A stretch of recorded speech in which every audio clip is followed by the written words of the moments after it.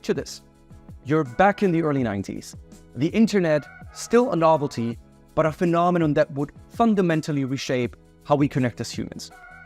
And knowing what you know now, how would you have prepared yourself, positioned, maybe even invested?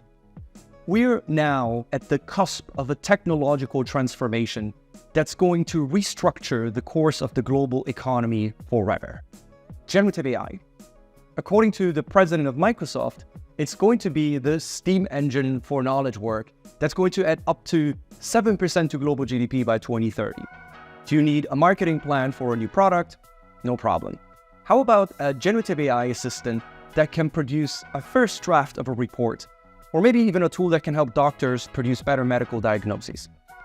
Just like the web democratized information in the early 90s, generative AI will democratize productivity, innovation, maybe even creativity. And now is your time to position yourself.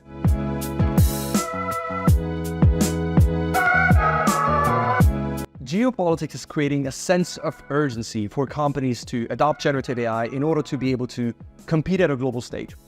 And it's funny because in 2017, when I began analyzing and researching the impact of AI, long before ChatGPT took the world by storm, the field was actually looking rather different.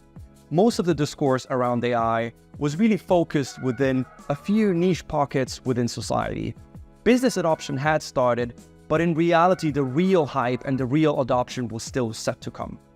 Governments are now rushing to develop capabilities that will support an AI-driven economy and the infrastructure for tomorrow. And so the straightforward implication for that is that for companies who previously considered that AI would just be a nice to have, is now considered a matter of corporate survival.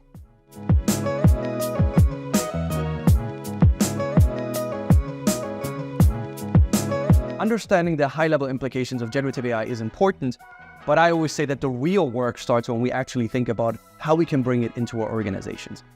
For that, I recommend typically 4 steps on how to think about it. The first step is really about demystifying the technology. When we think about generative AI, often the first picture that comes to mind is about some sci-fi, something about the far future, but in reality, we're looking at statistical models with computing power. Understand the technology, understand what it can and cannot do, and from there, we can think about how it can benefit your business. The second thing is about really aligning AI strategy with the business strategy. Think about the use cases. Just throwing a neural network at your company is not going to immediately increase revenue, but we really have to think about the areas where generative AI can help our workers to do their work better, and in turn, which areas are better left untouched. The third step is then to understand your constraints, or in other words, what are actually my capabilities in order to be able to bring the technology into my company. The majority of businesses here really have 2 areas of work that they need to focus on. The first one is about their data.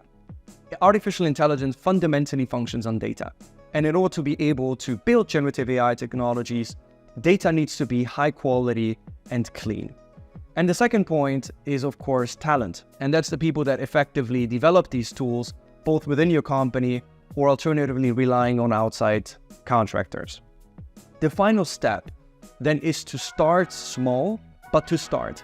And with that, effectively, I mean that identify some smaller pilot cases where generative AI could be trialed before spreading it out across the organization. That has 2 advantages. The first one is that you can fail fast and you can create learning experiences without investing too much capital. But the second thing is that once you're successful in that, you can actually create momentum, scale it, and build approval within your company to expand the technology across your whole organization.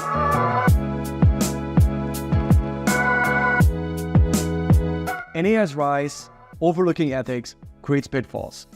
Privacy breaches are real, customer data can get leaked or compromised, and as a result diminish the trust that people have in your brand. Misinformation and intellectual property breaches are important too, and can create serious legal issues for companies more downstream. The key thing for organizations is to really embed ethical practices from the start. And with that, I mean, from the moment that an idea even about a particular AI tools is being conceived, think about the ethical ramifications that this could have.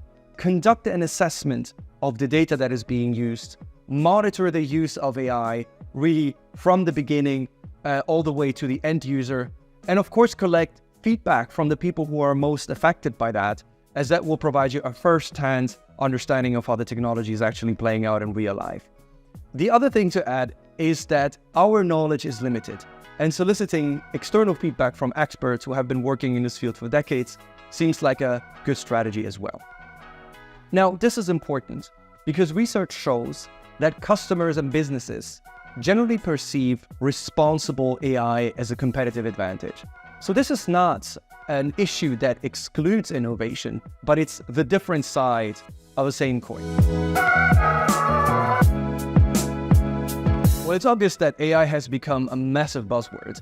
And because of that, I think that it's actually quite easy to feel overwhelmed with the amount of information and opinions that are out there.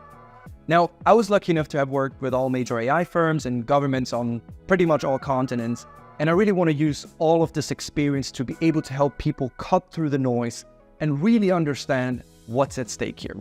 And there's typically two areas that I dive into. The first one is a more high-level macro one, in which we look at the seismic shifts that generative AI is creating across the economy, but also really what it means when we're talking about this age of generative AI. And the second one is perhaps more on a lower level, a micro one, where we look really at the organizational and industry-specific implications that generative AI has. And that means, of course, and most importantly, understand the practical steps that people can take in order to prepare themselves.